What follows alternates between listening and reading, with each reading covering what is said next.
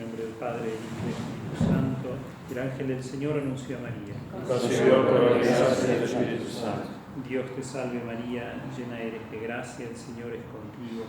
Bendita tú eres entre todas las mujeres, y bendito es el fruto de tu vientre, Jesús. Santa María, Madre de Dios, ruega por nosotros pecadores, ahora y en la hora de nuestra muerte. Amén. He aquí la esclava del Señor. Hágase en mí según tu palabra. Dios te salve María, llena eres de gracia, el Señor es contigo. Bendita tú eres entre todas las mujeres, y bendito es el fruto de tu vientre, Jesús. Santa María, Madre de Dios, ruega por nosotros pecadores, ahora y en la hora de nuestra muerte. Amén. Y el Verbo se hizo carne. Y habitó entre nosotros. Dios te salve María, llena eres de gracia, el Señor es contigo. Bendita tú eres entre todas las mujeres, y bendito es el fruto de tu vientre, Jesús. Santa María, Madre de Dios, ruega por nosotros pecadores, ahora y en la hora de nuestra muerte. Amén. Oremos. Infunde, Señor, tu gracia en nuestras almas, para que los que por el anuncio del ángel hemos contemplado la encarnación de tu Hijo, por los méritos de su pasión y cruz, seamos llevados a la gloria de su resurrección. Por el mismo Jesucristo nuestro Señor. Amén. Santo Domingo de Guzmán, Ruega por nosotros. Santo Tomás de Aquino, Ruega por nosotros. Santa Catalina de Siena, Ruega por nosotros. Padre del Hijo y del Espíritu Santo.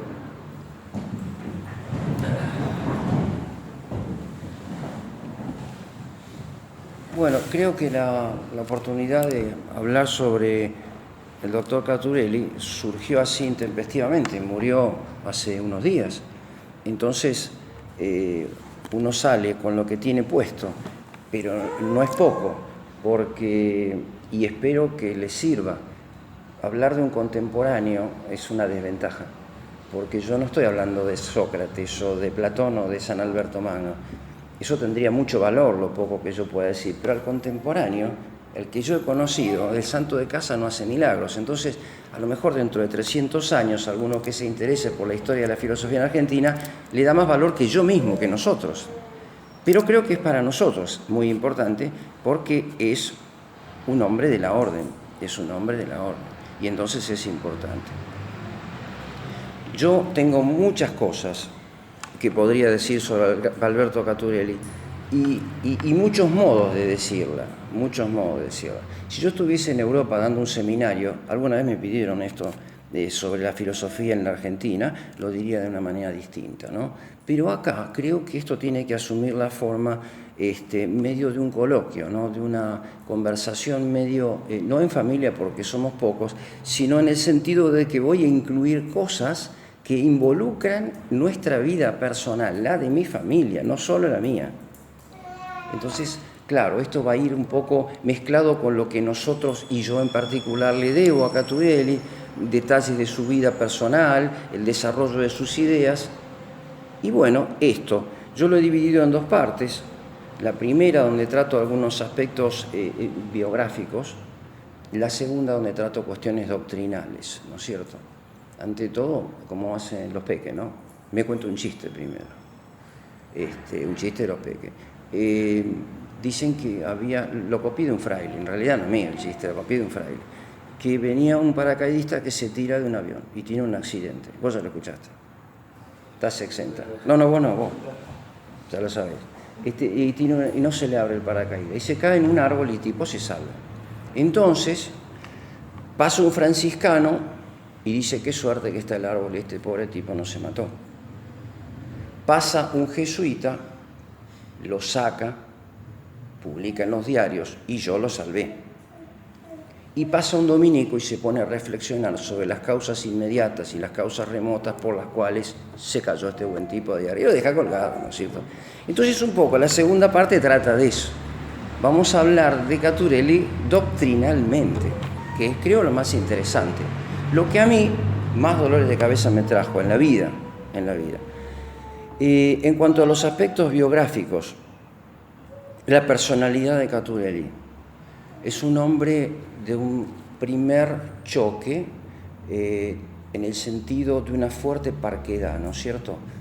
Es distinto al profesor y al catedrático alemán que yo conocí. Uno no puede ir a la casa de un profesor alemán a decirle vengo a visitarlo. No se puede ir a visitar a nadie así de sopetón, como quien golpea las manos en el rancho. En Alemania hay que anunciarse, y mucho más con los profesores. No se puede ir a tocar por la espalda a un profesor. En la casa de Caturelli iba cualquiera a tocar el timbre. Pero, como atrás de las puertas había, allá en la calle Arturo Mevas, en Córdoba, bueno, vos conocés Córdoba. Sí, pero Arturo Mevas queda cerca de Tribunales de Córdoba, ahí muy cerquita. Una casa antigua donde uno encontraba un hombre en permanente estado de meditación. Y claro, yo le tocaba el timbre y lo venía a interrumpir.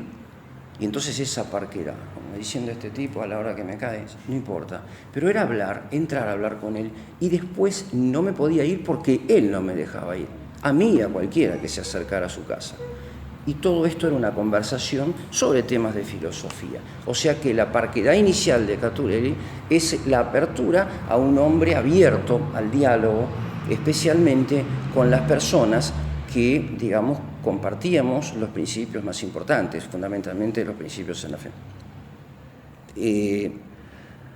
Hay dos momentos en la vida de Caturelli. Uno es en la calle Arturo Mevas, donde está este hombre estudiando todos los días.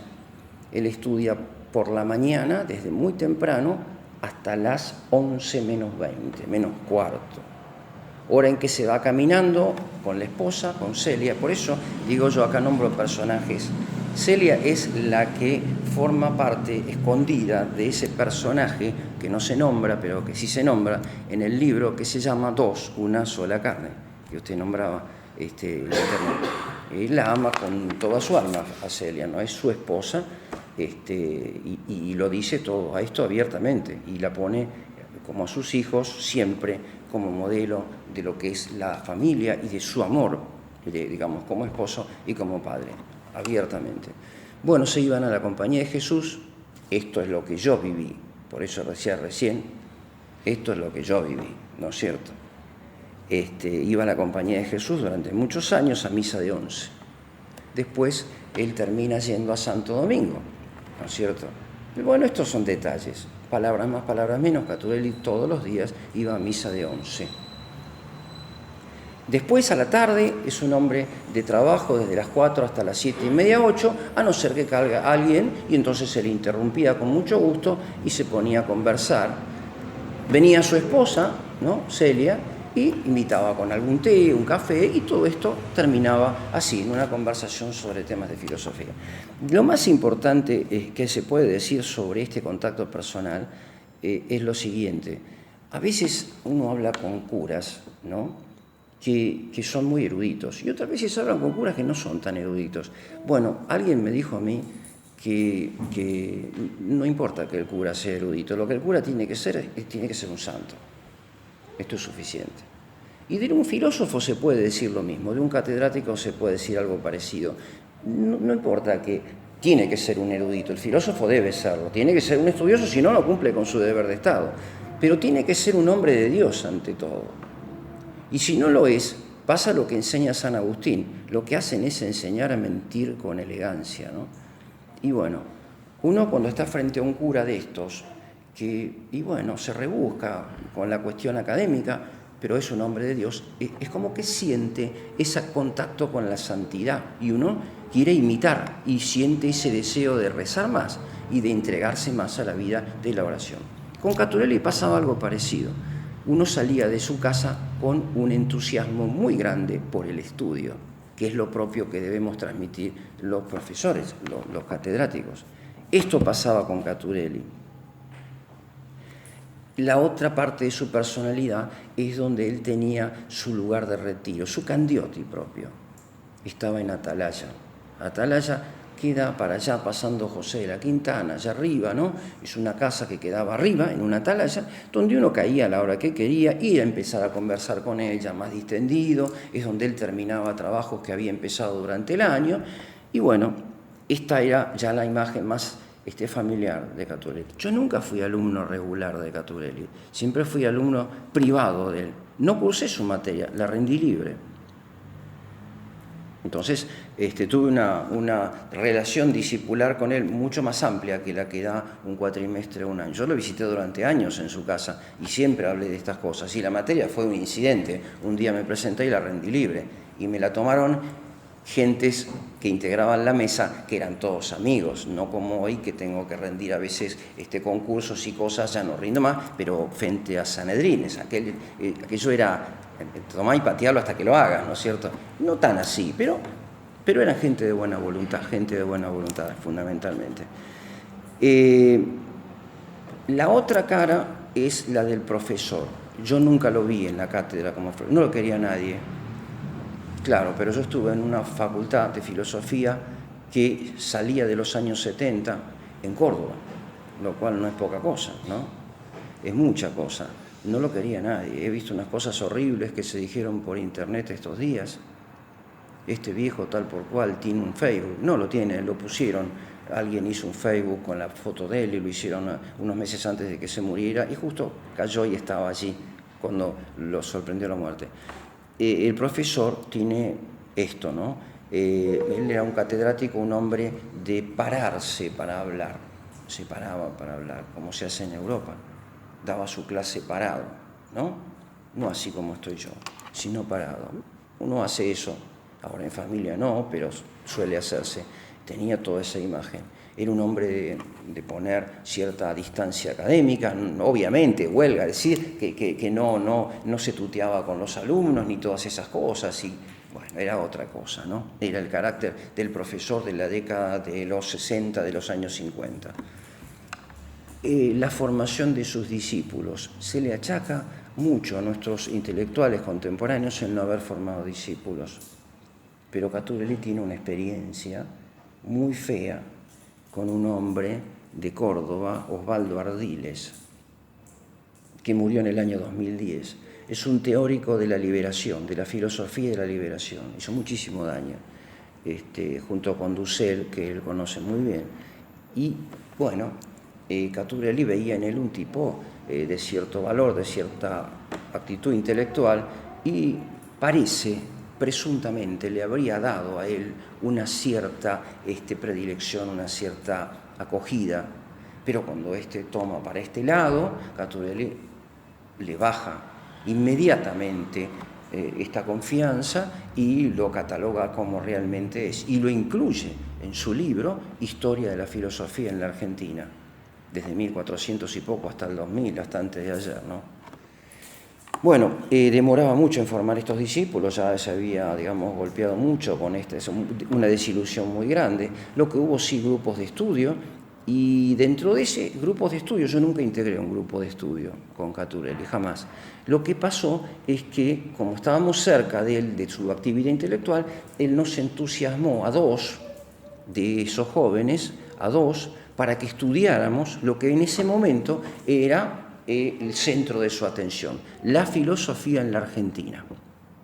A mí me tocó estudiar, porque yo quise, el pensamiento filosófico y político de Arturo Sampay, y a otro contemporáneo, profesor de la edad mía más o menos, que vive en Villa María, le toca otro autor argentino, Tomás Casares, ¿no es cierto? Bueno, todo esto marca, digamos, la relación que nosotros podíamos tener con Caturelli y cómo él sí evidentemente dirigió tesis doctorales. Estas dos de aquí que yo conozco, yo fui uno de esos que me recibí, me doctoré con la tesis de él. Me trajo una innumerable cantidad de dolores de cabeza, porque el solo presentar el proyecto mostrando como Caturelli director de tesis era suficiente para que empezara una persecución atroz. Tuve que escribir 2 tesis doctorales.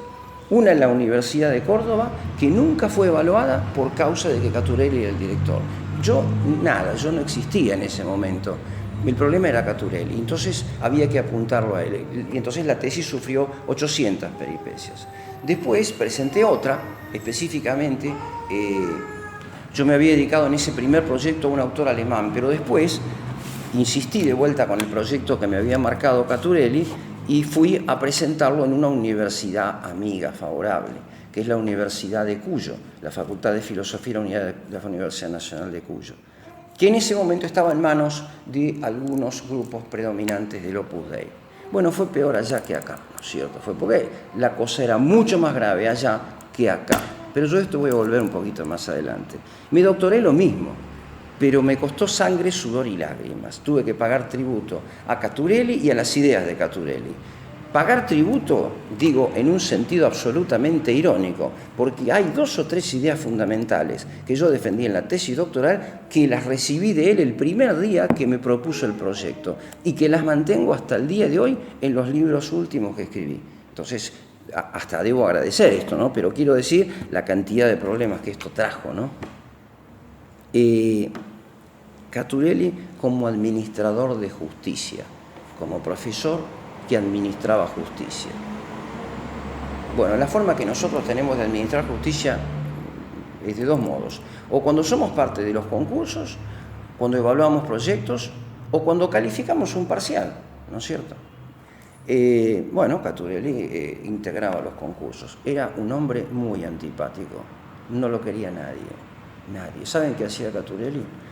Él iba a Córdoba, tenía un auto, yo no me acuerdo de las marcas de los autos. Rambler. Un Rambler, tenés razón, un Rambler, si yo lo veo digo ese, ya es como si lo estuviera viendo acá. Era un Rambler grandote, largo, así enorme. Bueno, claro, ¿qué hacía Caturelli? Digo, lo del Rambler es importante, porque tenía un baúl grande.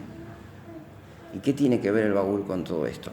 Se juntaban los profesores en el concurso, como se acostumbra, yo he integrado tribunales, y entonces nos juntan ahí a los genios y uno de ellos, la mayoría, dice, bueno, esto lo vamos a resolver en un par de horas, porque los candidatos son conocidos, por ahí hay 15 candidatos, y en una hora hay que resolver el análisis comparado de los currículums y de los artículos de todo. Caturelli los miraba y no decía nada, porque no era de hablar mucho, no decía nada. Entonces, cuando le tocaba a él, ¿dónde está lo que yo tengo que ver? Todo esto. ¿Saben qué hacía? Abría el Rambler, el baúl, y lo metía todo adentro. Y los tipos lo miraban. Miren, dice, yo cuando termine de analizar voy a volver. Ahora me voy a mi casa, que vivo acá cerca, en Arturo Mevas, no voy a dormir la siesta. Tipo 5 o 6 de la tarde y eran las 10 de la mañana.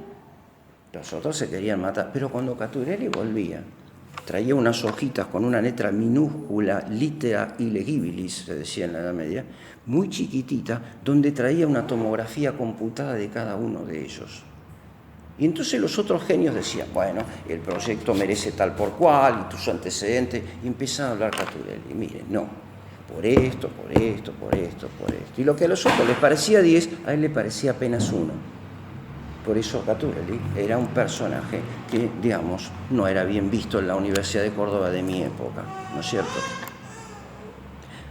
Lo que pasa es que Caturelli, con esa metodología, también fue a las comisiones de evaluación del CONICET.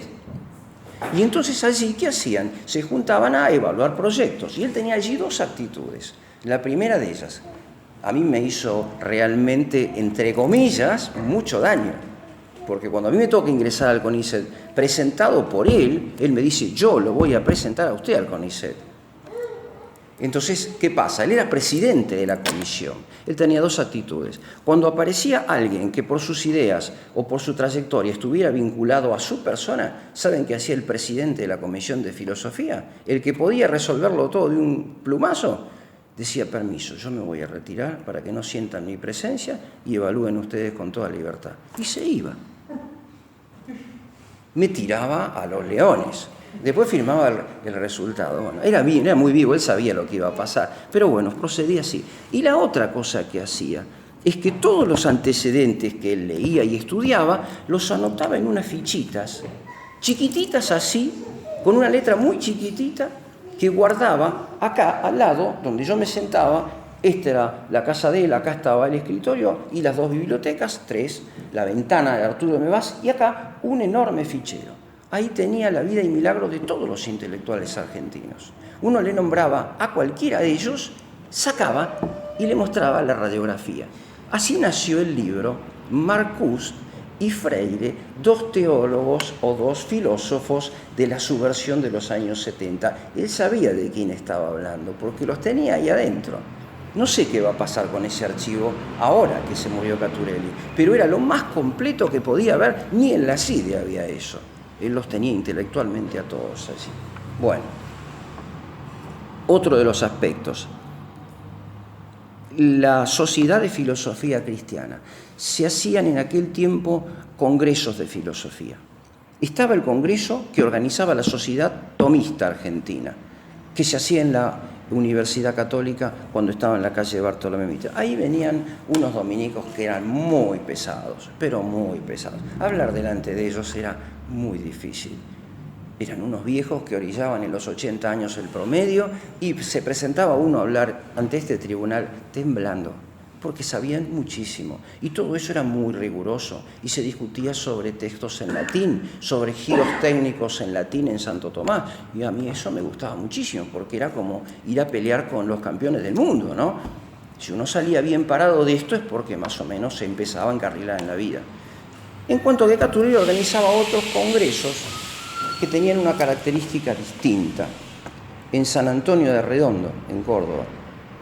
Allí había un fraile franciscano que prestaba todo esto, era una casa muy linda, muy grande, venía Monseñor de Lisi invitado y se organizaban estos. Pero ahí no había estas discusiones técnicas y de detalle. Y entonces se le criticaba, ¿pero esto qué es? ¿Un congreso de filosofía? Era un congreso de filosofía, pero también de apostolado, donde venían los iniciados, los jóvenes.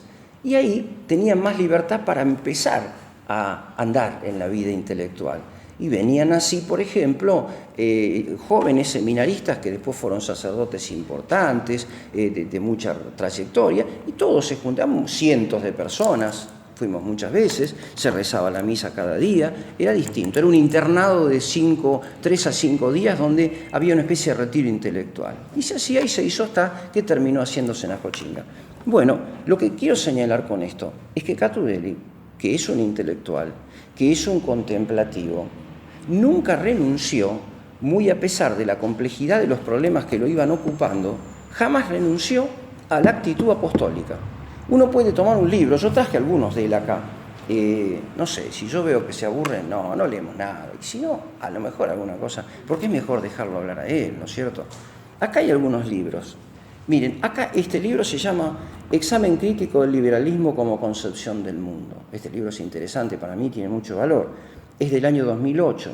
Y entonces, mientras habla de las causas del orden político, la causa formal y toda esa historia que a los dominicos les gusta tanto, eso de que se para a mirar las causas, de golpe sale dándole consejos a los padres de familia y a los hijos. Y a vosotros os digo, obedeced a vuestros padres, porque es la base del orden político y del orden social.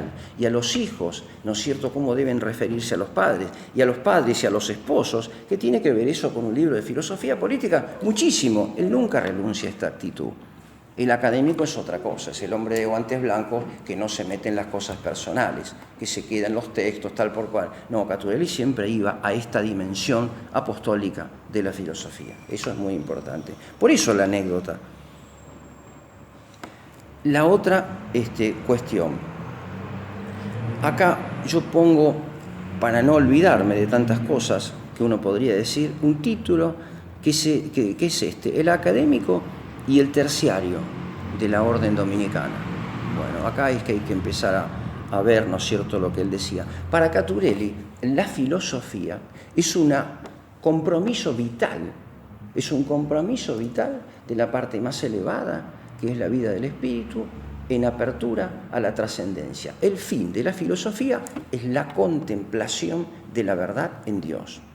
Esto es la filosofía para Caturelli. Y esto está dicho, ¿no es cierto?, acá, en este libro, que se llama La filosofía. Este es un libro importante, es un libro muy importante, porque yo los marqué, ¿no es cierto? Yo los marqué estas cosas para que ustedes vean aquí donde Caturelli habla sobre la filosofía. Este es un libro en cuyo índice ustedes van a ver el recorrido intelectual de Caturelli. Es un libro, digamos, que escribe en plena madurez intelectual, pero al final ya, ahora escribe otro libro que se llama La historia interior, la historia interior. Ese libro cuenta en poquitas páginas, como así, los estadios, el recorrido de su pensamiento, el itinerario de su pensamiento, ¿no es cierto? Y muestra exactamente lo que está en este índice, por dónde empezó y a dónde terminó, ¿no es cierto? Yo sobre esto voy a decir algo al final recién. Lo importante, lo que me parece muy importante, es solamente esto. Dice aquí lo siguiente. Cuando habla de la filosofía hay un capítulo dedicado a cómo se debe estudiar. Esto es interesante porque cuando yo hablo de esto, antes de ir al tema en sí, que muestra el terciario de la orden dominicana, hay que decir otra cosa. Me acuerdo cuando yo empecé la tesis doctoral, uno dice, bueno, ahora voy a hacer una tesis de doctor. Sí, pero ¿cómo se hace una tesis de doctor? Acá nadie sabe enseñar eso. Acá es, arréglense como puedan. No, le pregunté esto a Caturelli y sacó este libro. Él se paraba, había una escalerita chica, subía, sacaba el libro y lo puso acá arriba. Y abrió este capítulo. Y me dijo, mire, acá está todo. Me dice, léalo, sáquele fotocopia, me dice. Bueno, este libro era inconseguible en aquel tiempo. Y acá tiene la bibliografía secundaria que usted tiene que leer. Y me remitió a un libro que yo hice cabeceras. Después lo hice tan de cabeceras que se lo recomendé a todos mis hijos. Algunos lo leyeron y otros no, qué sé yo. Pero no se perdió el libro, eso sí, está. De otro hombre de la orden, Sertillanges. La vida intelectual del padre Sertillanges. Ese es un libro de meditación. Bueno, ahí estaba justamente lo que Caturelli quería decir en estas pocas páginas. Para que se den una idea, él, para enseñar a estudiar, va a decir que el hombre que estudia no es un repetidor de textos, ni es un copiador, ni es uno que lee mecánicamente. Es uno que lee con la intención de aprender algo que no sabe. El estudio es un contacto intelectual con algo desconocido, pero no sirve de mucho, a no ser que termine en la contemplación. Y va a decir que contemplar es un derivado de dos palabras latinas, cum y templo. Estar en el templo de la verdad, esto decía Caturelli. El estudioso es un contemplativo, Santo Tomás enseñaba que más aprende estudiando, más se aprende en la oración que estudiando. Es algo de lo que dice Caturelli acá, en estos párrafos que yo acabo de subrayar acá, ¿no es cierto? Lo que va a decir él es que el hombre intelectual es un retirado del mundo, pero no un ermitaño. Acá está la persona de Caturelli. Caturelli estaba lleno de hijos, como nosotros. Entonces, ¿cómo iba a ser un ermitaño? Justamente el ambiente de él era ese, la familia, ¿no es cierto? No es que le molestaran los chicos, no, al contrario, ese era su ambiente. Yo me acuerdo que él me explicaba esto, el retiro en el contexto de la vida familiar. Bueno, ahora ya yendo a las cuestiones de fondo, en esa misma conversación, yendo ya a la filosofía propiamente de Caturelli, los criterios para la investigación. ¿Cómo se debe investigar? Se debe leer las fuentes, decía Caturelli. Se debe tener un buen repertorio de fuentes, se debe conocer los idiomas, se deben hacer notas, pero no con la computadora. Caturelli ni conocía. Miren, a Caturelli le corregían los escritos Celia Caturelli. Cuando muere Celia, él escribe un homenaje al padre Membiel que no se lo corrigió nadie. Y entonces tenía algunos errores, que lo corrigió un tercero, no sé quién es, y medio salió con errores, pero ya no estaba Celia para corregírselos. Él escribía a máquina con la Remington y tenía la fichita cuadrada, esa con renglones, que ya no se hacen más. Ahora se hace archivos y carpetas adentro de la computadora. Se cae el sistema y se acabó todo, ¿no es cierto? Él no, él trabajaba así, con las fichas y con las fuentes. Hay un tema, yo le decía, mire doctor, acá hay un problema porque yo ya había ingresado al CONICET, yo tengo que escribir cosas que demuestren que tengo muchas citas, donde digan, este tipo se leyó todo. Y Caturelli me dice, no necesariamente. ¿Cómo no? En el CONICET piden que uno muestre el aparato erudito, el aparato que ha leído en francés, en inglés, en italiano. Mire, me dice, le voy a dar un ejemplo. Otra vez se paraba de la silla, fue otro día eso, no hizo todo el mismo día, ¿no? Y bajó un libro que va a tener una enorme importancia. Un libro de un cura que se secularizó y se casó. No impide que haya sido un hombre de cierta originalidad intelectual. Javier Zubiri es un filósofo español. Y me dice, mire, fíjese en este libro.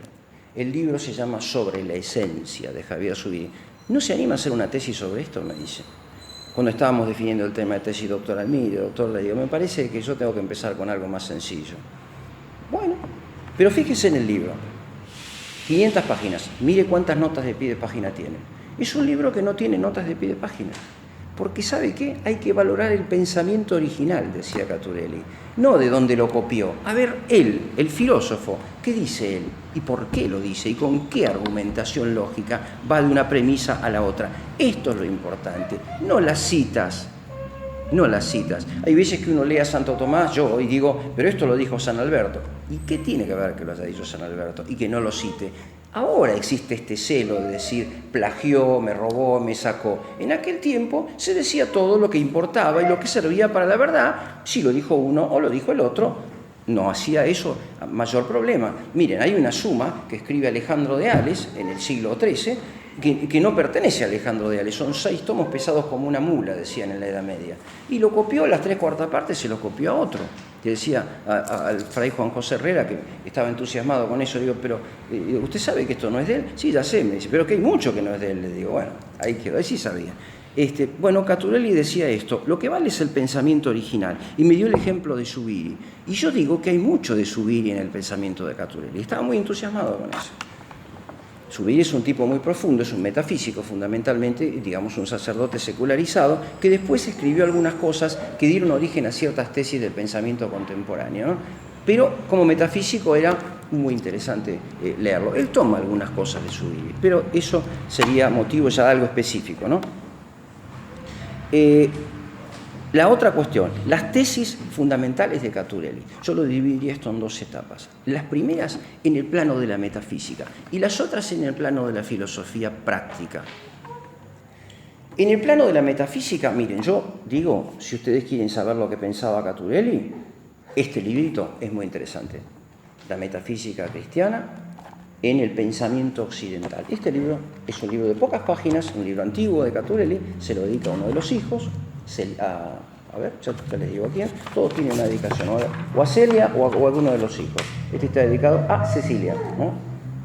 Este libro es la base teórica de su pensamiento en el campo de la filosofía práctica. Y esa filosofía práctica está acá. Hay otros libros de filosofía práctica, La patria y el orden temporal.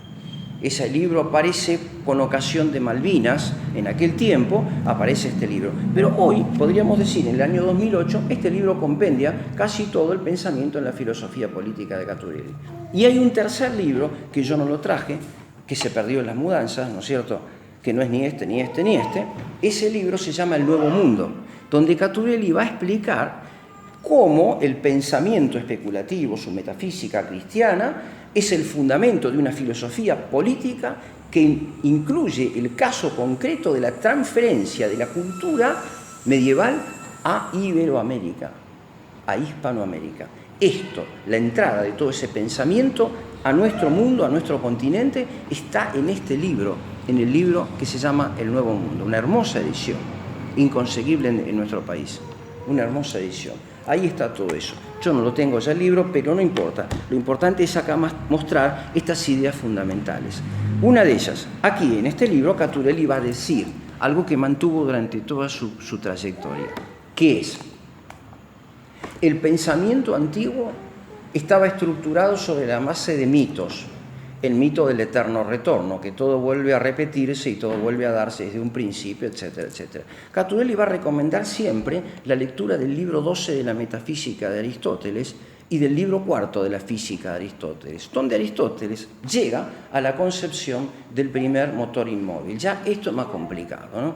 Yo no sé si pararme en esto. Capaz que sí. El primer motor inmóvil es ese motor que no necesita moverse para alcanzar una perfección. Él es el principio del movimiento de los otros. Lo que va a decir Caturelli es que Aristóteles no pudo llegar a dar este otro paso, a darse cuenta de que hay un primer motor inmóvil que es el principio de todo movimiento, del movimiento físico del que Aristóteles habla en el libro 4 de la Física, porque participa del acto puro de ser. Y ese acto puro de ser, sí, existe para Aristóteles, pero ¿quién es el acto puro de ser? El acto puro de ser es Dios. Esa respuesta se encuentra en el Génesis 3:14. Yo soy el que soy. Yo soy el camino, la verdad y la vida. Esto le da una respuesta a toda la filosofía griega y rompe con los mitos de los griegos. Hace a la perfección de la filosofía. Dios es el acto puro de ser que se participa en todas las criaturas. Toda la creación tiene un principio de unidad en Dios, pero un principio de unidad metafísico. Todos los seres son tales porque participan del acto de ser. Si Dios no existiera, no habría el ser.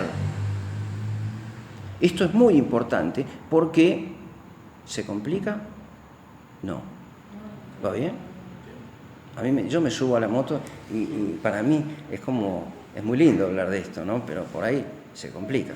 Esto trae como otra cara la doctrina de los universales, de los conceptos universales. Yo me olvido, que te veo a vos, Dalmiro, que sea así, ya lo dijo alguno esto. Claro, esto no es nada original. Acá hubo unos tipos realmente importantes que antes que yo hablando de esto. Entonces hay cosas que en la orden se conocen, gracias a Dios.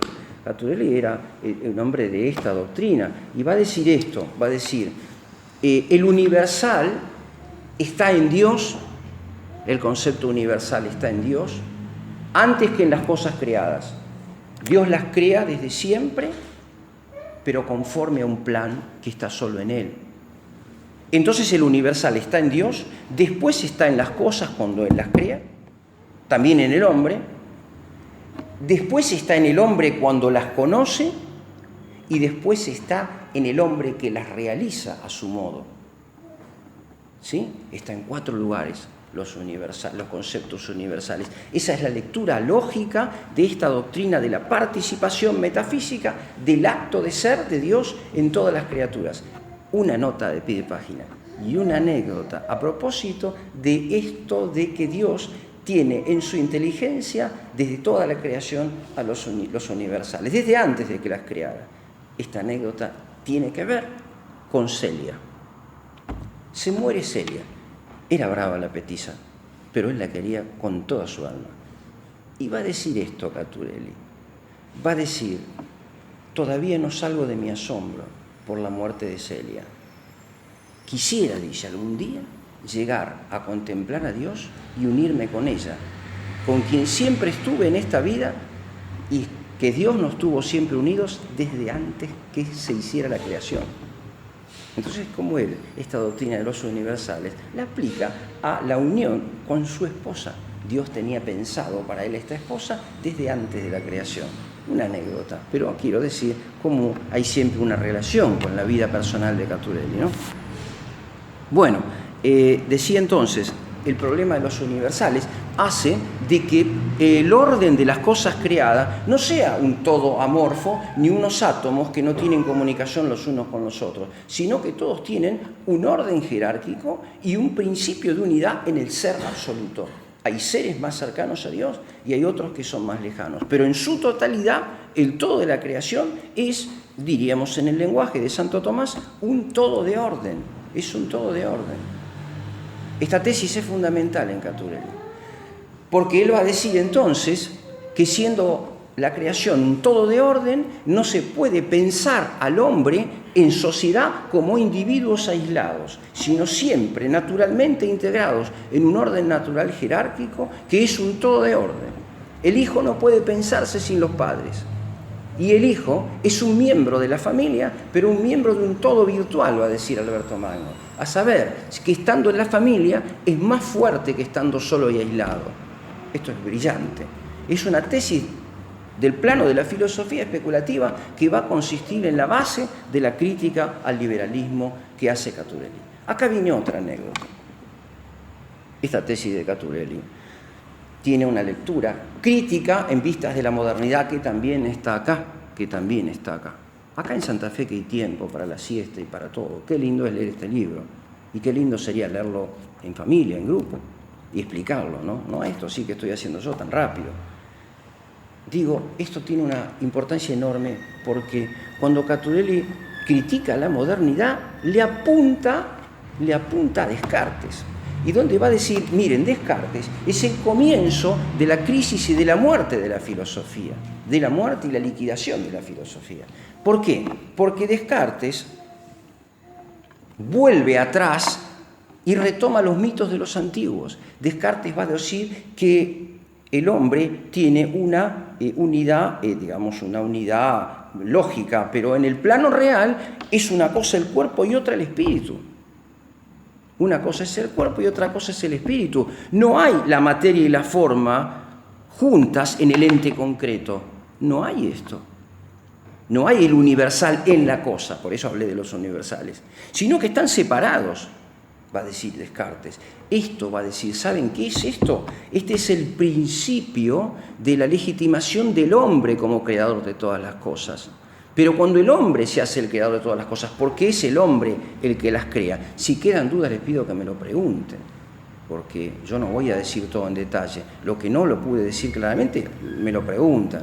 Esto es lindo, es muy interesante. Va a decir Descartes, que soñó que un día Dios le revelaba como unas estrellitas tales y cuales, como las estrellitas de los pibes de Navidad, todas las ideas de todas las cosas, todos los universales. Lo hizo como un Dios al hombre, va a decir Caturelli.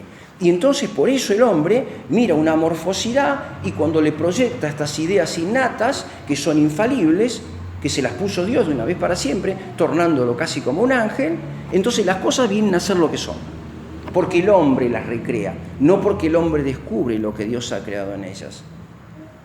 Esto va a decir Descartes. ¿Saben qué? Es el principio de la liquidación de la filosofía.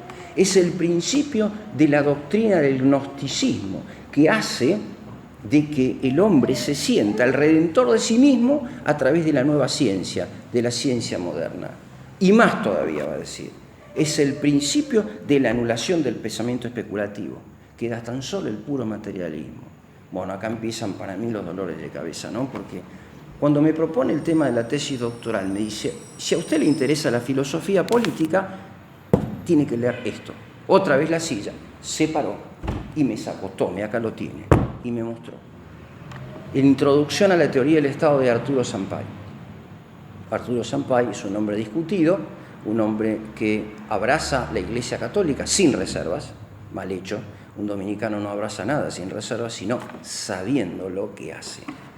Para eso, la impronta de la orden es el estudio, es el discernimiento de lo que estamos haciendo. Somos conscientes plenamente de lo que hacemos y a quién obedecemos. Esto es muy importante. Sampay muere abrazando la Iglesia sin reservas y sin crítica alguna. Y entonces abraza ciertas tesis derivadas del Concilio Vaticano II y deriva él también en unas posturas que no son las originarias absolutamente. Hay un hilo conductor, pero hay algunas desviaciones también. Pero Caturelli, al margen de eso, me dice, este libro pertenece a la mejor hora de Sampay. ¿Sabe qué va a encontrar usted acá? O sea, me tiró la tesis en el mismo momento de empezar a elaborarla. Usted va a encontrar aquí el hilo conductor que vincula al materialismo dialéctico de Marx con el racionalismo cartesiano. Claro, yo ese día me fui a mi casa con un lío en la cabeza descomunal. ¿Cómo hago yo para hilvanar todas estas cosas? Bueno, esta es la tesis medular de Caturelli. Que cuando el hombre queda en la inmanencia, completamente, diría yo, desconectado de Dios. ¿Saben por qué es desconectado de Dios? Porque Descartes le corrió la escalera que teníamos los hombres para ascender con el pensamiento hasta Dios. Si yo cuando conozco una cosa, descubro en ella el universal, la esencia, la forma. Si yo descubro esto, entonces me pregunto, primero digo, hay formas más y menos perfectas. Hay entonces una gradación de los seres. Y entonces esto me entrega el espectáculo de un orden creado, de un orden jerárquico. Digo, esa escalera, que es el ascenso del camino del pensamiento, me lleva necesariamente a terminar la filosofía en la contemplación de Dios. Me lleva a terminar siendo un metafísico y me lleva a terminar siendo un contemplativo. La última palabra de la filosofía la tiene la oración del hombre de fe. Bueno, claro, pero cuando Descartes dice que los universales no están en las cosas, sino absolutamente en la inteligencia del hombre, hace que las cosas no sean más que una amorfosidad fenoménica, un fenómeno sin forma. Y entonces, ¿qué pasa? Los hombres no pueden llegar a Dios a través del conocimiento sensible, sino a través de el puro ensimismamiento en sus propios conceptos, en los conceptos que posee de suyo desde el acto de la creación. ¿Qué ocurre con esto? El hombre queda atado y empantanado en la pura inmanencia. Y entonces las cosas son como son, porque el hombre dice que son tales por cuales. Y esto no es filosofía, va a decir Caturelli. Acá, esto es voluntarismo. Es la voluntad del hombre la que hace que las cosas sean. ¿Y saben lo que es el voluntarismo? Es el principio del materialismo dialéctico. Después yo con el tiempo descubrí, leyendo otras cosas, que Marx, cuando escribió su tesis doctoral, se fijó mucho en Demócrito. Bueno, acá no vamos a complicar con quién era Demócrito, es un atomista, pero la tesis que impactó a Marx en su formación doctoral fue la de John Locke, que era un socio de Descartes, que pensaba las mismas cosas que él. O sea que el hilo conductor entre el racionalismo inmanentista y el pensamiento marxista es evidente, no era nada nuevo lo que yo tenía que descubrir. Pero, va a decir Caturelli en este libro, el problema es que lo dijo en el 2008 y no me lo dijo antes. Y todos los que digan esto van a ser tildados de fascistas y van a ser tildados de autoritarios. Me toca defender la tesis en Mendoza y la tesis central de mi libro era esta, de que en realidad el fundamento del materialismo dialéctico estaba preanunciado en las teorías del Estado de René Descartes. Y entonces, un joven entusiasta, discípulo de Calderón Bouchet, lo sintieron nombrar, Calderón Bouchet es otro gran intelectual católico que murió antes que Caturelli. Este es el que había dejado Calderón Bouchet en la cátedra. Algún detalle más les puedo contar, lástima que estas cosas así, pero no importa. Es el filósofo, el teórico de los lefebristas. O sea, es uno de los puros, ¿no es cierto? Me dice, mire, me dice, la impresión que tuve al leer su tesis es la de un fascista en el mejor sentido de Primo de Rivera, me dice. José Antonio Primo de Rivera solamente podía decir estas cosas. Y yo lo miro, tenía una operación de vesícula, me salía toda esa cosa que sale de la cosa, que se me pegaba a la camisa, y me dolía todo. ¿Y qué estaba? Y me dice, ¿cómo puede decir usted que el liberalismo es el fundamento del marxismo? Es lo que dice Caturelli en todos lados. Es el fundamento que surge de esta obra, ese que está en todas partes. Entonces, un escándalo descomunal, ¿no es cierto? Y más todavía. Le conté a tu mamá, le mando yo un artículo a los valmesianos de Salamanca, del Instituto Santo Tomás de Aquino de Salamanca, probando esto, ¿no es cierto?, una confrontación entre el pensamiento teórico de Descartes y el de Tomás de Aquino, para mostrar esto, la vinculación de Descartes con el gnosticismo y con el marxismo. Es muy interesante todo eso. Y me mandan a contestar que esto era inadmisible, pensar que Descartes podía ser, siendo racionalista, un materialista. Y me pone la crítica, pero si esto es de manual, Descartes es racionalista, y el racionalista piensa en la razón, y el materialista en la materia. ¿Se acuerdan del Chavo, no? Que decía, qué bruto, póngale cero, ¿no? Caturelli aquí dice, justamente por eso es que es materialista, porque queda tan solo en la razón inmanente. Esto va a decir Caturelli acá. Bueno, eso en cuanto a la filosofía teórica. En cuanto a la filosofía política, la tesis que yo acabo de enunciar acerca de la confrontación entre el realismo y el racionalismo deriva en una tesis, que lo que acabo de decir, que el liberalismo es el útero espiritual del marxismo, del materialismo dialéctico. En eso deriva. Pero no va a decir tan solo eso Caturelli, va a decir otras cosas más. Va a decir, por ejemplo, que esto de concebir a la sociedad como unos átomos que se chocan los unos contra los otros, me extiendo un poquito en el tema del atomismo porque creo que no es todavía tan tarde y porque capaz que ilustra y ayuda. Los átomos se chocan los unos contra los otros y producen un movimiento al acaso, que es el principio de la dialéctica marxista, de esta oposición de contrarios. Pero lo más importante es mostrar esto. Como ya no hay un principio de unidad en la fe, un principio superior en el ser, lo que hay, ¿saben qué es? Es la creación de individualidades completamente cerradas y autónomas en sí mismo. Esto va a dar lugar a la teoría del contrato, donde yo puedo elegir conforme de mi libre libertad y sin referencia a ninguna ley superior, la ley natural, la ley sobrenatural, lo que voy a hacer o no voy a hacer. Puedo crear la moral conforme a las determinaciones libres, etcétera, etcétera.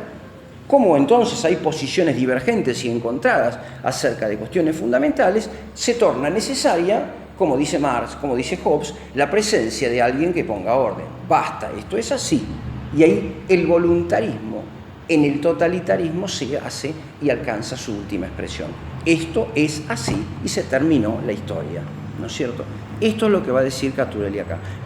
Va a ser una crítica entonces, no al marxismo. El enemigo prioritario de Caturelli no es el marxismo, en los papeles, en la realidad sí, y vaya que sí lo es. Saben que le pusieron una bomba en la casa.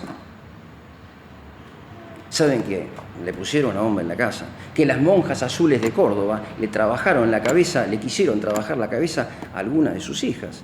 Tuvo que ir él con Celia, me lo contó aquel día a mí, tuve que ir yo a preguntarle si por poco a él lo trataron de fascista. Las monjas donde él mandaba a sus hijas a la escuela.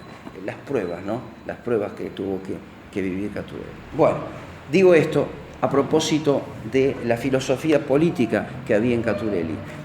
Otra cuestión que es fundamental es, como digo, su crítica al liberalismo. Aquí hay una tesis que es muy importante. Caturelli critica el liberalismo apoyado en León XIII.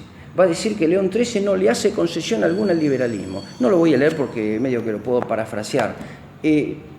Había en tiempos de Caturelli, en los tiempos, digamos, en los años 2000, en el año 1990, una posición que decía que el liberalismo es así como la cara terrenal del catolicismo.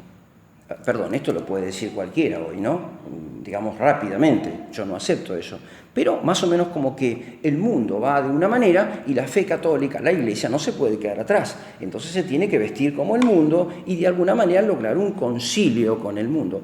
Caturelli apoyándose en León XIII y en Pablo VI, con los textos que están aquí, especialmente en Encíclica Libertas, va a decir la Iglesia es absolutamente incompatible de raíz con el liberalismo en cualquiera de sus formas, incluso en el llamado liberalismo en su versión cristiana.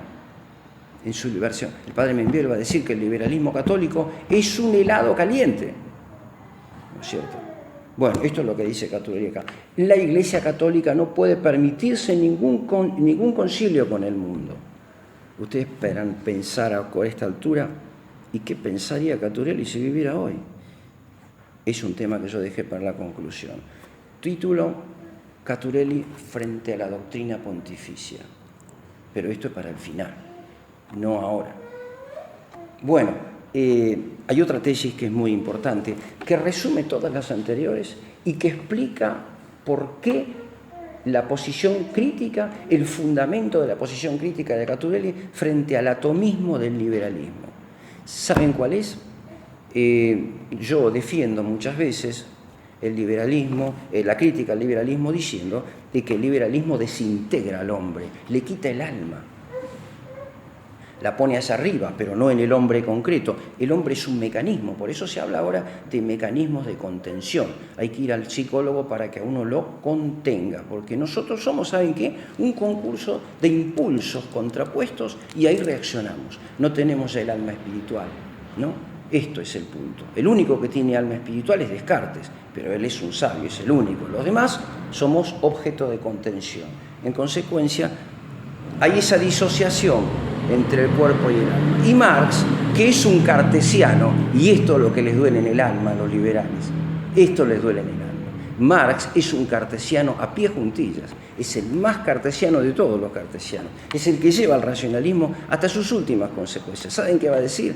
Tiene razón Descartes y los racionalismos. El hombre es un conjunto de impulsos e incluso las cosas que piensa nacen de esa especie de olla a presión, de esa marmicó, que es el conjunto biopsíquico del hombre, de la fisis humana, de la contraposición de impulsos biológicos, ¿no es cierto?, nacen las ideas.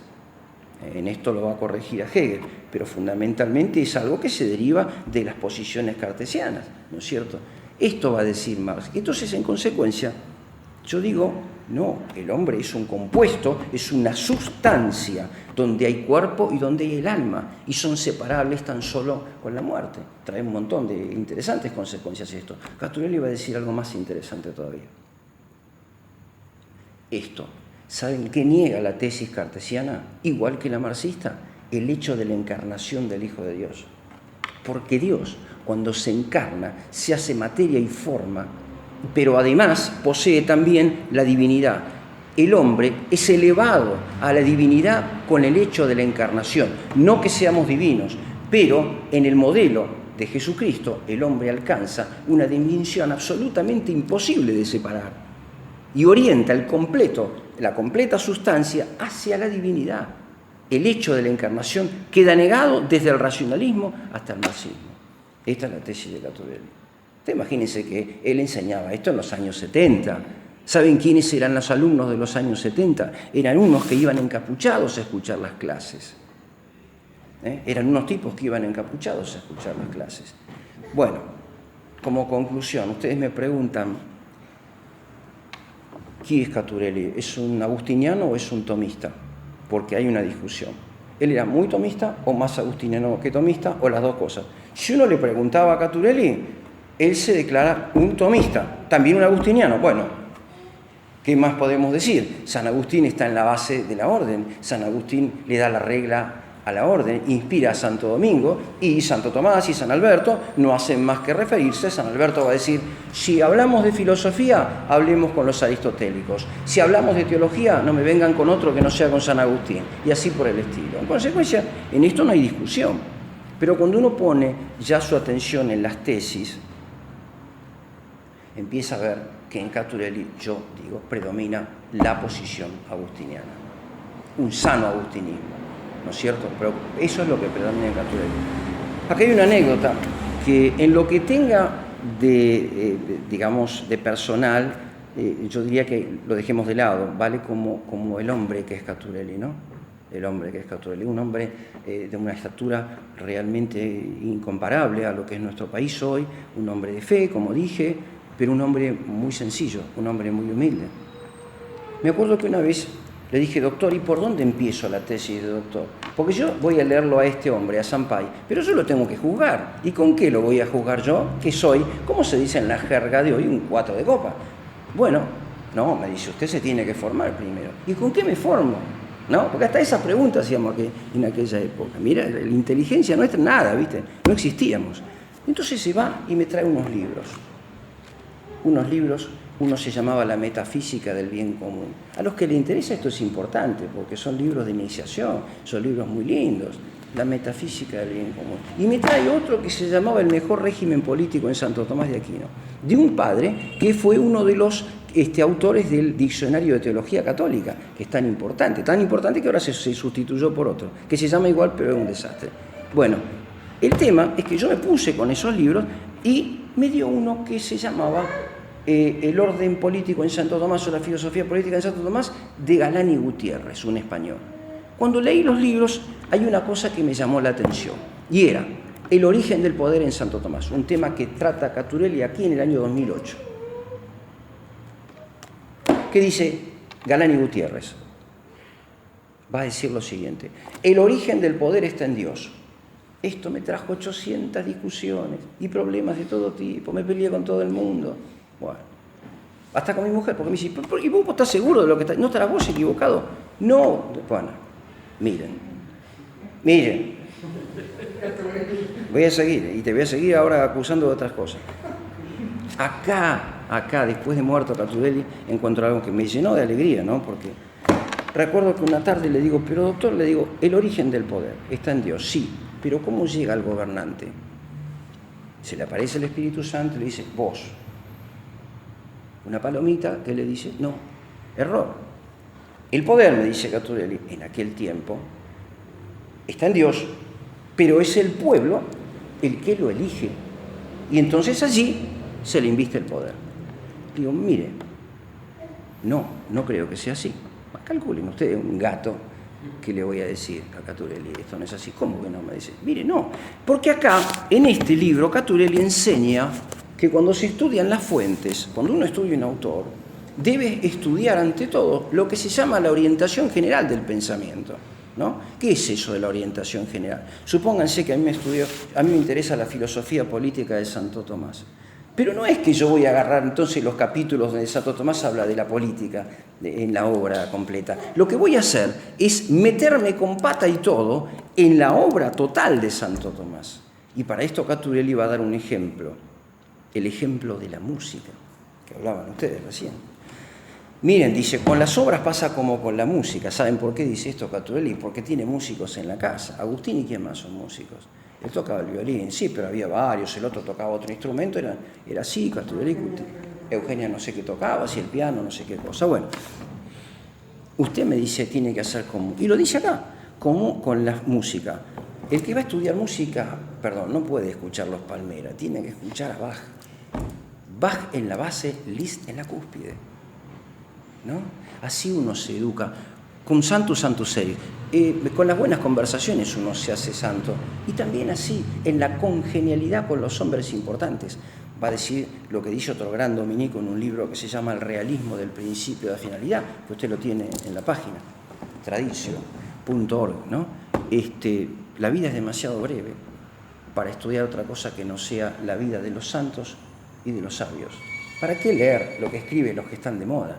Hay que ir a lo importante. Y esto va a enseñar Caturelli. Y yo le digo, leyendo el sentido y la orientación general de Santo Tomás, no me entra por ningún lado que el poder venga de Dios para abajo y vuelva para arriba, como si fuera de emboquillada, ¿no es cierto? No, esto es incompatible con el sistema de Santo Tomás. La cuestión está radicada en una expresión de Santo Tomás en el cuestión 105 de la prima segunda de la Suma Teológica, donde dice que el mejor gobierno es el gobierno combinado, el gobierno mixto. Esto es materia del próximo capítulo en la reunión de regla. Están todos invitados, ¿no? Acá es abierta. Bueno. Va a decir que el pueblo elige. ¿Y cómo se arregla esto? Y yo le decía, pero es que una cosa es que elija y otra cosa es que le confiera el poder. Una cosa es el poder en el acto constitutivo y otra cosa es el origen del poder. Yo constituyo a alguien que elijo porque reconozco en él unas cualidades que Dios le ha dado. Y puedo equivocarme. Y entonces puedo elegir mal a un presidente o a un príncipe. Pero en el acto de constitución yo elijo. Ahora, si al que yo elegí es también al que Dios le confirió, entonces la elección es correcta. Tanto es así, le decía yo a Caturelli, que hay unos pasajes que muestran con toda claridad que no se le confiere el poder. Pasados muchos años, encuentro en San Alberto Magno el ejemplo. Para San Alberto es más claro que Santo Tomás. Siempre la democracia es mala. Absolutamente siempre. Y va a dar el ejemplo de la constitución del poder en el caso de Moisés. No juzgues solo porque te cansarás. Busca uno de 10.000, otro de 10.000. ¿Y a quién busca? Esto es materia del próximo capítulo del domingo, así que si no sé de qué voy a hablar el domingo. Pero quiero decir que ese es el criterio. ¿Y saben qué me contestó Caturelli? Miren, me dice, la verdad no lo había pensado así, me dice. Y pasó, quedó aquella conversación. Yo seguí en la mía y todo siguió igual. Ahora leo acá en este libro que Caturelli dice con toda claridad que el poder viene absolutamente de Dios y el hecho de elegirlo no le confiere el poder. Exactamente esta es la posición de Santo Tomás. Todo el mundo defiende la contraria. Es lo que va mejor con el liberalismo cristiano, ¿no es cierto?, con el tomismo de la modernidad. Bueno, ese era Caturelli, un hombre incluso capaz de decir, mire, siga por ese lado que tiene razón usted, ¿no es cierto? Y eso a uno le servía de mucho. Bueno, por eso viene a cuento de que el tomismo de Caturelli tiene estas cosas, ¿no? Había estas formas de expresar que no eran absolutamente originales, sino que podían venir de segunda mano, de alguna intérprete o en fin, algún posterior a Santo Tomás. La posición de Caturelli frente al romano pontífice. Miren, hay un caso concreto. En aquel tiempo estaba el caso del Bigle, ¿se acuerdan que me dio Juan Pablo II para la resolución? Caturelli se puso como loco con la mediación de Juan Pablo II, que nos hacía un agujero. Me acuerdo que daba conferencias, se paraba y decía, yo me acuerdo haberlo visto en Luz y Fuerza en Córdoba, que se paraba y decía, no debemos obedecer en esto al sumo pontífice, en esto hay un error, Ahí salió el tema del libro La Patria y el Orden Temporal. Pero él decía siempre, y yo le decía, pero doctor, andaba en boga también aquel libro de Caturelli, creo que nombré varios libros que tienen ya una contextualización, ¿no? La Iglesia Católica en las catacumbas. Pero usted lo que dice acá es exactamente lo que está pasando. Y entonces, ¿cómo termina su crítica? Y la crítica termina así, decía él. ¿Saben cuál es el tema? Que la Iglesia Católica no es un club de fútbol, ni un partido político. Si el que la dirige toma determinados caminos, y si se volvió loco inclusive, ¿no? La resolución de este problema por la naturaleza de la Iglesia no es absolutamente humana, porque la Iglesia es una institución divina y humana. Está en manos del Espíritu Santo ante todo, y es Él que sabe y cómo va a resolverlo y hasta cuándo. Yo no puedo meter mano en esto, así como así, libremente, y decir que no hay Papa. Por eso Él va a decir lo siguiente: doctor, le digo, una de esas tardes, ¿vio que llamaron a un encuentro interreligioso en Asís? El primer Asís. Y me dice, sí. ¿Qué piensa usted, doctor? Miren, me dice, si yo fuera invitado, yo no iría, me dice. Si él lo hizo, sabrá por qué lo hizo. Yo no iría. Esa es la posición de Caturelli. O sea, un hombre que sabía discernir, pero el paso de decir el Papa no existe, no lo daba por esta otra razón. porque la Iglesia está en manos del Espíritu Santo. Es como si yo voy en un auto y veo que el que maneja más o menos, y le pego un volantazo, el auto se da vuelta. Mejor lo dejo manejar más o menos, capaz que llegamos más tarde, o con un poquito de miedo, pero el peor es darse vuelta, ¿no es cierto? Bueno, esta es la posición de Caturelli frente a estas cosas muy importantes sobre las que se pronunció. La posición de Caturelli frente al tema del Bigle y al pontífice romano se mostró claramente en esto, ¿no es cierto? Y a propósito de Asís, también.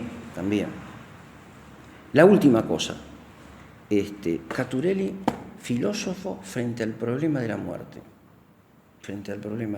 Miren, uno estudia muchas cosas. Yo cuando murió mi papá había leído un libro hermoso de San Alfonso María Ligorio que se llama Preparación para la muerte. Me leí todo el libro, pero como una cosa medio como lejana, ¿no? A uno le gusta leer eso. Y había cursado antropología filosófica con una profesora muy católica también, contemporánea de Caturelli. Y yo creía que sabía bien de la muerte. Cuando murió mi padre, viste cómo es, ¿no? La cosa del hombre, la carne, es muy importante, ¿no? Y uno dice, sí, pero esto me pasaba a mí, que era un improvisado. Bueno, llegó una tarde a la casa de Caturelli, en Arturo me vas, y se sienta. Me dice, ¿se enteró lo que me pasó? Me dice. Yo sabía, pero ¿qué le voy a decir? Sí. No, doctor, me dice, me encontraron un cáncer, me dice. No me diga, cáncer de próstata. Estaba, pero con un gesto, quien lo tengo acá grabado. Caturelli se recuperó de eso y no murió de próstata, de cáncer de próstata.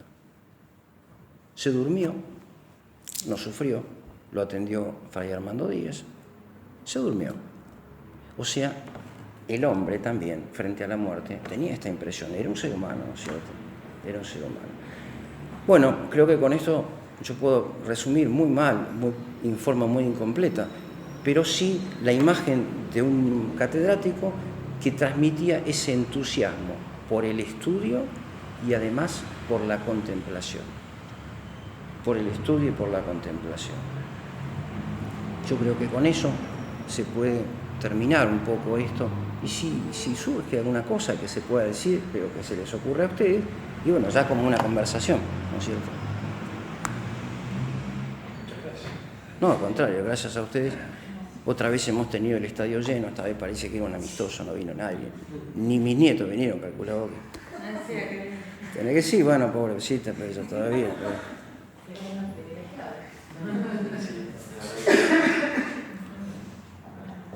Tiene materia informe acá. Sí, el tema es que Caturelli probablemente acá en Santa Fe no es para gente que no sepa de filosofía. El común de la gente probablemente no lo conoce. No, claro. Sí, el problema es que no se puede hablar de Caturelli de otra forma, porque la verdad es que todos los problemas que él abordaba, los abordaba de esta forma.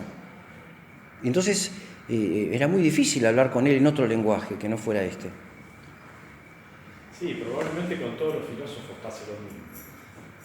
Vos que sos un filósofo, seguramente, como vos te movés habitualmente en ese ambiente, porque no nos movemos en ese ambiente, cuando nos enfrentamos con la filosofía nos damos cuenta que es indispensable para nosotros tener, aunque sea esbozo de filosofía, porque son las líneas conductoras de todo. Sí.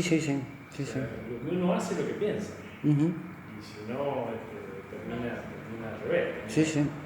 Termina mal. Entonces, muchas veces la gente termina con convicciones políticas equivocadas, liberales o marxistas, porque no sabe lo que piensa. Claro, sí. Claro, que vos estás planteando de Descartes, ¿cuánta gente lo conoce el pensamiento? Probablemente hemos escuchado hablar de Descartes. Miren, en aquel tiempo, siempre es lindo esto, porque me lleva a las conversaciones que había entre los filósofos y los intelectuales de Córdoba, ¿entendés? Que era muy interesante todo eso. Ustedes saben que Caturelli tenía una idea, ¿no? Que era la siguiente. Descartes es un racionalista que ofrece las bases teóricas del totalitarismo. Cuando yo voy a estudiar para mi tesis doctoral, descubro que la filosofía política de Descartes no la escribió Descartes, sino Hobbes. ¿Estamos? Y esto lo decía Sampay, y lo decía Monseñor Derisi, hablando de Monseñor Derisi, mea máxima culpa, mire, esto no lo sabe ni mujer.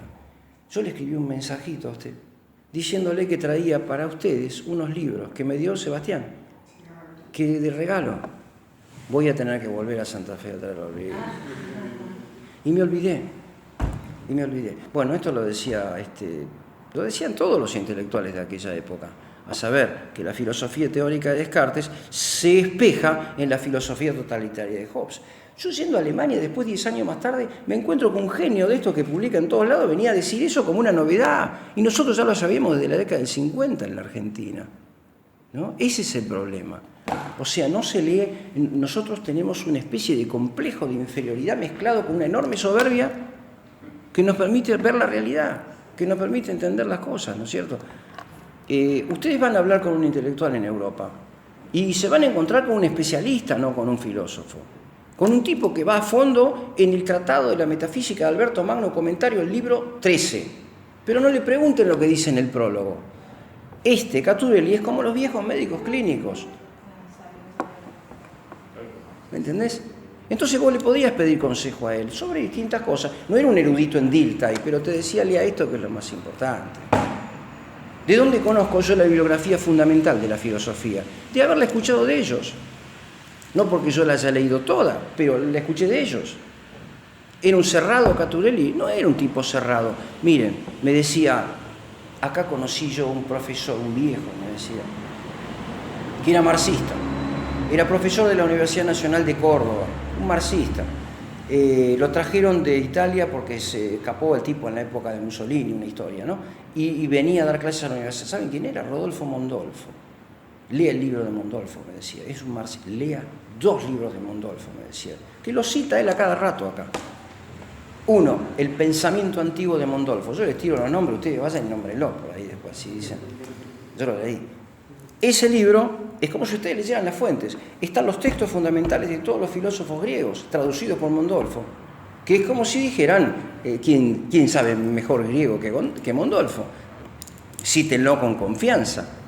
Pero hay otro libro que se llama, y lo nombra en este capítulo que yo hice alusión en el libro La filosofía, problemas y métodos de la investigación científica. Ahí Mondolfo, que es un marxista, enseña cómo se debe estudiar con rigor. Y Caturelli me contaba esta anécdota. ¿Saben qué le decía? Usted sabe, me dice que los zurdos estos le decían a Mondolfo que no los dejaba participar en clase, que las clases no eran participativas. Cuando un profesor habla, los demás se callan la boca. ¿Qué va a decir otro? Ahí va a darle a decir. Y entonces, ¿sabe qué pasaba con Mondolfo? Él empezaba a leer un párrafo de Heráclito. ¿Y quién le va a preguntar nada? ¿Qué le vas a acotar a Mondolfo? Y entonces Mondolfo le contestaba, me cuenta Caturelli, miren, no hay ningún problema. La próxima vez voy a hablar sobre Pitágoras. Lean el fragmento tal por cual y después discutimos. Hablaba solo de vuelta. Nadie leía nada. Bueno, Caturelli recomienda a Mondolfo, a pesar de que es un marxista. Pero bueno, eso es, ¿no es cierto? Les digo, era un hombre muy realista. Yo recuerdo su libro de filosofía medieval. Miren hasta qué punto, ¿no? Porque ustedes saben, explicar filosofía medieval en la Argentina es muy difícil. Yo puedo enseñar filosofía medieval en Europa, porque termina la clase y ustedes se van caminando en Colonia, en Bonn, y tropezás con la catedral que levantó en tiempo de San Alberto, y llegás a la tumba de Duns Scoto, y después estás a San Buenaventura, está ahí. Ahora, en donde está el obelisco y la cancha de Boca, ¿qué es eso? ¿Qué cultura es esa? Entonces él pensaba eso. Este es un libro de filosofía medieval escrito para los argentinos. ¿Saben cómo termina el libro? Con la polémica entre Las Casas y Victoria, que son los dominicos que discuten a partir de la filosofía medieval, la filosofía práctica del medioevo, la condición del indio en el Nuevo Mundo.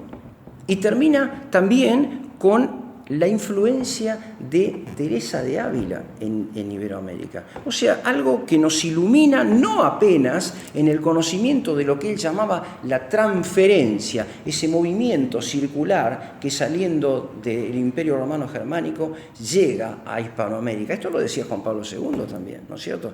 Eso era la filosofía de la historia de Caturelli. Lo muestra en ese libro. Los últimos capítulos de su filosofía medieval terminan mostrando eso. Cómo contribuyeron a la fe Eso era muy importante. Yo decía, pero doctor, le digo, diciendo estas cosas, no vamos a conseguir nada. No, mire, usted me dice lo que tiene que hacer, me decía, que no le objeten falta de rigor. ¿Y cómo se logra eso? Cuando usted estudia algo, vaya a fondo. ¿Qué es ir a fondo? Léase todas las fuentes de lo que dice el que lo dice. Y el que hizo eso fue, ¿saben con quién? Con Mamerto Esquiu, Fray Mamerto Esquiu, su tesis doctoral. Se leyó todas las fuentes. Todas, ¿saben lo que es leer todas las fuentes? Puede llevar toda una vida. Y él lo hizo con su tesis doctoral. De ahí nació los 3 tomos de Historia de la Filosofía en Córdoba, la filosofía en la Argentina. Catudelli estará mirando en algún lugar esta reunión nuestra acá. Y él sabe cuánto más le tenemos que agradecer nosotros como familia. Él sabe cuánto más le tenemos que agradecer nosotros. Él escribe un libro que se llama Historia de la Filosofía en la Argentina. Yo sabía que estaba en ese proyecto. Después me fui como profesor en Brasil y perdí ya la historia de cómo venía. Y me empiezan a llamar por email que yo tenía en aquella época, si quería dar una conferencia sobre Arturo Sampay. Me llevan incluso al Congreso de la Nación a dar una conferencia. ¿Y esto de dónde sabían? Porque Catudelli había incluido un capítulo de la filosofía en el siglo XX donde aparecemos nosotros, Laza y yo. Estoy estudiando acá, entre otros, por supuesto, digo los que yo nombré acá, ¿no? Se dedicó a Sampay en esto, me dedica 10 renglones, que me dieron una ayuda enorme, me abrieron un montón de puertas. Entonces uno dice, ¿cuánto sirve todo eso, no?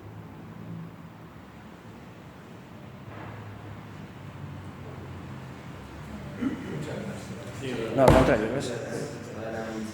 Así se transmite conociendo bien a fondo. Hay tesis sobre Catudelli, pero en el país no conozco ninguna. Creo que hay en el exterior tesis sobre Catudelli. Se han escrito tesis doctorales sobre Catudelli. Yo me enteré cuando se estaban escribiendo y vivía Catudelli todavía. ¿Estudian afuera? Sí. Te doy la bendición. Dominus vobis, et conspiritus tuo, benedicat vos, omnipotens Deus, Pater, et Filius, et Spiritus Sanctus. Amén. Bueno. Muchas gracias.